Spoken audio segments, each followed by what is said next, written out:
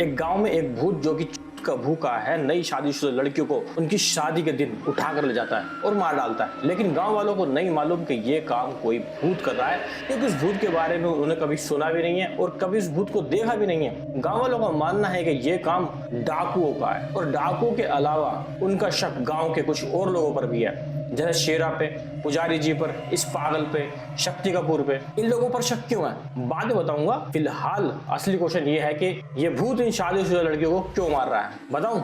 बताओ क्यों बताऊं?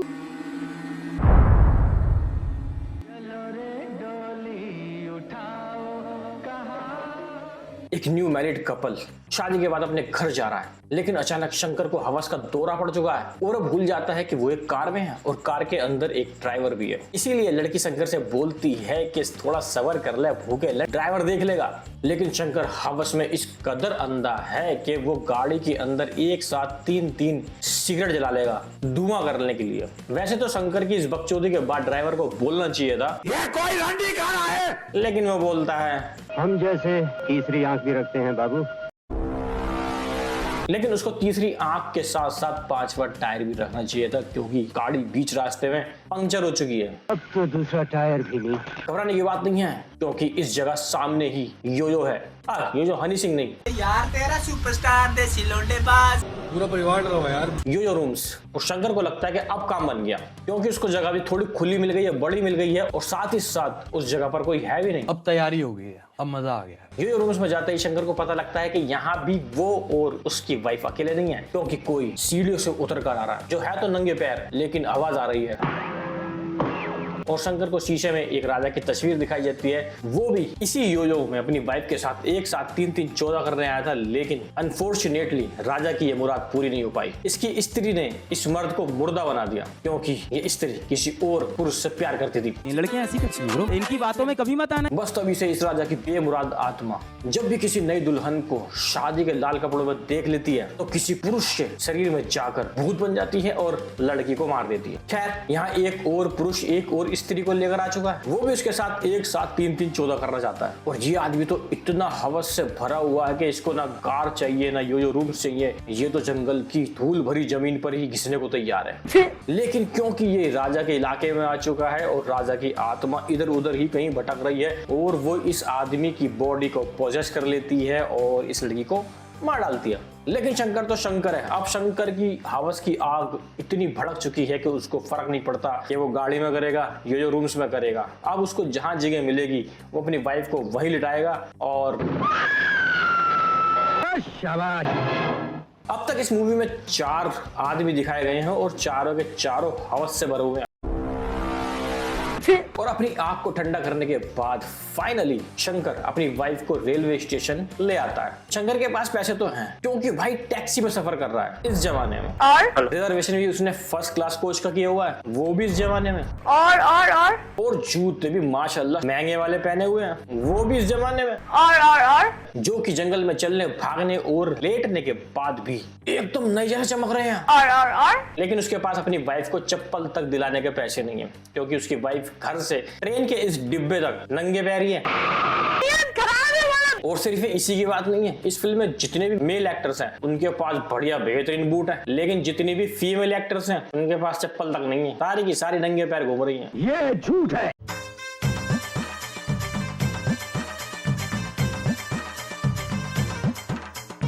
शाबाश।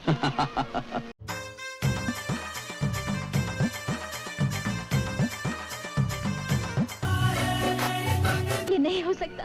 ये सच है, लेकिन इसकी तरफ से मैं माफी मांगता हूं। और मैंने सोचा कि चलो बाकी लड़कियां जो गरीब होंगी, ठाकुर साहब की लड़की के पास तो जरूर चप्पल या सैंडल होनी चाहिए।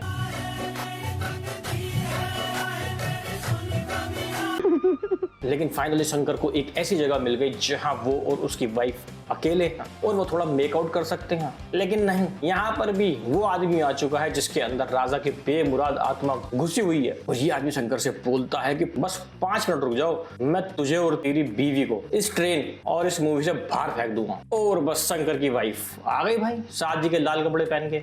और फिर ये ठाकुर साहब। ठाकुर साहब क्या होते हैं? अपने आप में हाई कोर्ट है।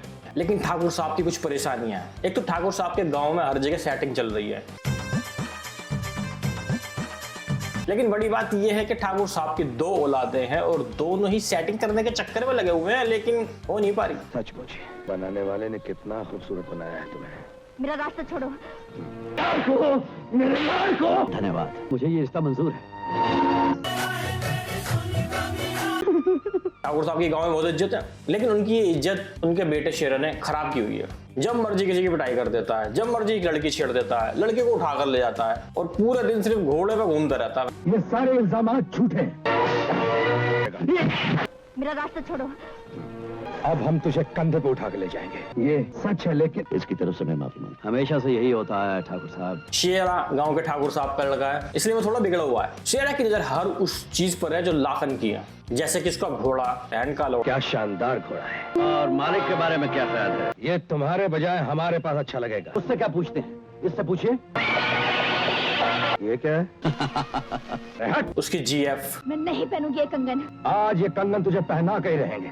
आखिर तुम पकड़े गए। तुम ठाकुरों के नाम पर एक कलंक हो। ये सच है, लेकिन मेरे प्यार को, मेरे लाल को धन्यवाद। बातें तो बहुत बड़ी बड़ी करता है शेरा। जिनकी जेब में पैसा होता है वो चीजों को खरीदना जानते हैं। मामा ये लो लाखन। हम जिस चीज से प्यार करते हैं शेरा, उसे नीलाम नहीं करते। पहले हम हाथ जोड़कर मांगते हैं और अगर न मिले तो हाथ तोड़ कर ले लेते हैं। क्या हो रहा है? उससे क्या पूछते हैं? इससे पूछिए। ये सच है, लेकिन मेरे प्यार को, मेरे लाल को धन्यवाद। और रेशमा भी लाखन की हो गई। हमारी आंख जिसे एक बार चुन लेती है उसे हासिल करके ही छोड़ते हैं। लाखन से हॉर्स रेस भी हार गया वो। तैयारी अनाड़ी करते हैं, खिलाड़ी नहीं। बच्चे, जो हारे वो अनाड़ी है और जो जीते वही खिलाड़ी है। तुम ठाकुरों के नाम पर एक कलंक हो। ये सच है, लेकिन मेरे प्यार को, मेरे लाल को धन्यवाद। लाखन के बारे में तुम्हारा क्या ख्याल है? लाखन वही आदमी है जो ठाकुर साहब से पूरे 11 साल बड़ा है, लेकिन इस मूवी में ठाकुर साहब के बेटे के बराबर है। लेकिन इसमें इसका कोई दोष नहीं। लाखन वही आदमी है जिसकी मम्मी ने उसकी बहन की शादी उसके लवर से ना कराकर किसी और आदमी से करा दी, ये बोलकर कि प्यार दिल का उछाल होता है, मगर ब्याह एक धर्म होता है, एक यज्ञ होता है। अबे आंटी, तुम्हारी बेटी और उसका लवर भी तो यही यज्ञ करना चाह रहे थे। इसीलिए लाखन की बहन शादी के टाइम पर लाखन को हक करेगी, अपनी बेस्ट फ्रेंड को हक करेगी, लेकिन अपनी माँ को हक नहीं करेगी। दूसरी तरफ लाखन की मम्मी लाखन की शादी उसकी लवर से करा देगी। अब कहाँ गया वो उछाल और यज्ञ? लाखन सांप को उठाकर फेंक देता है। लाखन एक साथ 10-10 आदमियों से लड़ लेता है। लाखन बिना तलवार टच किए फ्रूट काट देता है। यहाँ तक कि ठाकुर साहब भी अपनी लड़की की शादी लाखन से कराना चाहते हैं। लाखन के बारे में तुम्हारा क्या ख्याल है? सारा गांव जानता है लड़का अच्छा है। इतना बहादुर और गांव का लाडला होने के बाद भी लाखन अपनी माँ को मना नहीं सका कि वो उसकी शादी उसके लवर से करा दे। उससे क्या पूछते हैं? इससे पूछिए। प्यार दिल का उछाल होता है, मगर ब्याह एक धर्म होता है, एक यज्ञ होता है। ये नाटक खत्म कीजिए। लाखन इतना भोला भी है कि वो एक लड़की के गले लग गया, उसका हाथ पकड़ लिया, उससे बातें भी मारी उसने 3-4, लेकिन ये नहीं पता लगा पाया कि भाई वो लड़का नहीं लड़की है। ये चंपा इस गांव की अकेली लड़की है जो पता नहीं कौन सी लैंग्वेज बोल रही है। ना देहाती मारी वो, ना भोजपुरी मारी, ना हिंदी मारी। और हम लेके रहे बे, जो हमारा प्यार सच्चा हो तो एक दिन खुशी से तुम खुद ही हमारे हाथ थामे आइयो। चंपा को कोई भी अपने घर की शादी या किसी फंक्शन में नहीं बुलाता, क्योंकि ना इसकी माँ का पता, ना बाप का पता, ना जात का पता। चंपा शेरा को पसंद करती है और इसीलिए वो शेरा को बाबू, सोना या बेबी नहीं जालिम जालिम जालिम जालिम बुलाती है। अगर सेल्फ कॉन्फिडेंस हो तो चंपा जैसा। पूरी फिल्म में शेरा ने चंपा को घास तक नहीं डाली और आखिर में जीत चंपा की हुई। यही कॉन्फिडेंस शेरा में भी है। उसको भी पूरी फिल्म में रेशमा ने घास तक नहीं डाली। प्यार से कहता हूँ ये कंगन पहन लो। मैं नहीं पहनूंगी ये कंगन। और एंड में जीत लाखन की हुई। चंपा के हाथ में एक दही का बाउल है, लेकिन जैसे ही चंपा घोड़े पर चढ़ती है तो वो बाउल खाली हो जाता है, और जैसे ही घोड़े से वापस नीचे उतरती है वो बाउल फिर भर जाता है। गांव में एक और लड़की की शादी हो रही है, लेकिन ससुराल जाने से पहले कोई और उसके साथ मारी मारा खेल चुका है। लेकिन गांव वालों को शक है कि यह काम डाकुओं का है, और मुझे पता है आप लोग ये सोच रहे होंगे कि यह काम इस आदमी का है, क्योंकि इसके अंदर राजा की आत्मा है। बट ये आदमी तो मर चुका है। तो फिर आखिर अब कौन है वो आदमी जिसके अंदर राजा की आत्मा घुस चुकी है? लेकिन यहाँ पंचायत में अलग ही बकचोदी चल रही है। इनका मानना है कि और करो डाकू दिलेर सिंह की मुखबरी, उठाकर ले गए ना उसकी बेटी को। तो अभी वहाँ शेर आ जाता है और मुझे लगा कि शेर आज यहाँ आकर थोड़ा केस को स्टडी करेगा, गांव वालों की बात सुनेगा, उन्हें थोड़ा मोटिवेट करेगा और जो भी ये काम कर रहा है उसको पकड़ने की स्ट्रेटेजी बनाएगा। लेकिन शेर तो ये क्या कर चला गया कि मार डाकू और डोली, मैं तो चला ढूंढ ले अपने घोड़े के लिए घोड़ी। दूसरी तरफ गांव में लड़कियों की चाल शादी से पहले टेढ़ी हो रही है। ब्याह का दिन जीजू पास आता है, कवारियों की चाल शराबियों जैसी हो जाती है। मेरा बस चले तो शांति, मैं तेरी भी चाल ऐसी कर दूं। लड़कियां ही लड़कियों की चाल टेढ़ी कर रही हैं और अब बिंदिया की शादी का वक्त आ चुका है। और जिस बिंदिया की अब तक सिर्फ चाल टेढ़ी हुई थी, भूत ने उसकी पूरी की पूरी बॉडी ही टेढ़ी मेढ़ी कर दी। और इस हाथ से कसक गांव वालों को इस पागल पर है, क्योंकि इसके हाथ में बिंदिया की बाली है और बाली पहचानी भी किसी ने, शेरा ने। बिंदिया की बाली जो ना तो बिंदिया की पूरी शादी में कहीं दिखा, ना ही बिंदिया से उसका कोई खास रिलेशन है, बल्कि इस फिल्म के अंदर वो बिंदिया से एक बार भी मिला भी नहीं है। बस उठा कर ले आया इस जारे पागल को, उसकी पिटाई कर दी। जबकि ऐसी बालियां गांव का सुनार बहुत पहले से बनाता हुआ आ रहा है। ये देखो, ये रही दूसरी वैसी की वैसी। अब गांव में लाखन की बहन की शादी है और लाखन ने कसम खाई है कि इस बार किसी भी कीमत पर डोली को लूटने नहीं देगा। लेकिन डोली तो लूट ली गई। इस चूत के भूखे भूत से कोई ना बचा भाई। और गांव को शक इस बार पुजारी जी पर है। पुजारी जी पर शक इसलिए है क्योंकि जहां पर लाखन की बहन का टीका मिला था, उस जगह पर पुजारी जी का पुराना फटा हुआ जूता मिल गया। और लाखन तो भाई ढूंढ ही रहा था कि कोई मिल जाए जिसके ऊपर अपना गुस्सा उतार सके। कर दी पुजारी की पिटाई। और बिना किसी सॉलिड प्रूफ के सारे गांव वालों ने मान लिया कि हाँ भाई, पुजारी जी ने लाखन की बहन को मारा है और पुजारी जी को मौत के घाट उतारने का फैसला ले लिया। पुजारी जी ने तो भैया अपने आप को शिवलिंग के आगे झुका दिया कि प्रभु अब तुम ही हो, तुम ही बचाओ मुझे। ये तो बहुत बड़े पागल है भाई। और बस वहां पर एक सांप आ गया और सारे गांव वालों को यकीन हो गया कि पुजारी जी निर्दोष है। लेकिन उस दिन के बाद से पुजारी जी ने जूता और चड्डी दोनों ही पहनना छोड़ दिया। ये वैन जूता मिल रहा है, मुझे इतना आ रहा है, गलती से मेरी चड्डी मिल गई किसी दिन तो उस दिन ना बचा कोई भी।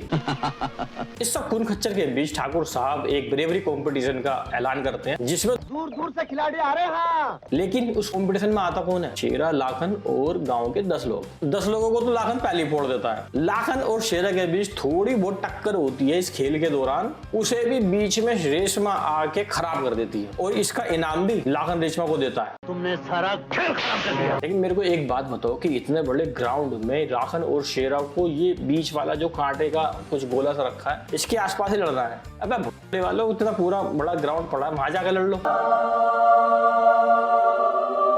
और अब गांव में एक और शादी है और इस बार शादी है ठाकुर साहब के लड़की और शेरा की बहन की। और एक बार फिर दुल्हन की डोली।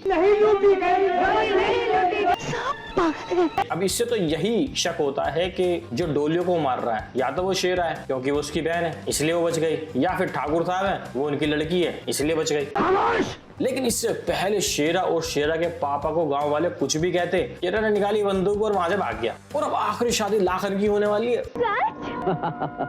फिर से डोली सक चुकी है और इस बार भी दुल्हन को भूत उठाकर ले गया। लेकिन इस बार लाखन ने भागते भूत की लंगोट पकड़ ली और उस जगह पर पहुंच गया जिस जगह पर भूत लड़कियों को ले जाता है। वहां पर शेरा भी है, लेकिन शेरा तो नॉर्मल है। एक पुलिस वाला भी है, पुलिस वाला भी नॉर्मल है। असल में भूत कोई और ही है जो कि यहाँ है। और अब जो भूत लड़कियों को एक ही झटके में मार दे रहा था, वो रेशमा को मारने के लिए थोड़े ड्रामे चोदेगा। पहले पत्थर तोड़ेगा, सबको उठाकर पटकेगा, लेकिन किसी को भी चोट नहीं लगेगी। दुल्हन के साथ भी पहले पकड़म पकड़ाई खेलेगा और खेल खेल में भूत की कोस्टेम उतार कर पैंट पहन लेगा। फिर पैंट उतार देगा लेकिन चप्पल उतारना भूल जाएगा। पुलिस वाला उसको गोली मार रहा है, पुलिस वाले से कह रहा है भाई ये क्या कर रहा है? ऐसे थोड़ी मरूंगा। जंजीरें तोड़ देगा, बंदूक मोड़ देगा, रोड मोड़ देगा।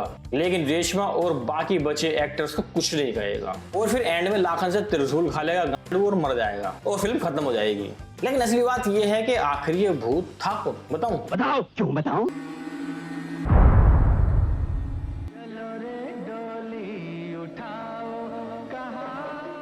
भाई वो जानने के लिए तुम मूवी देख लेना। मिलता हूं तुमसे किसी और वीडियो में। If you like this video please hit the like and subscribe button. See you in the next video.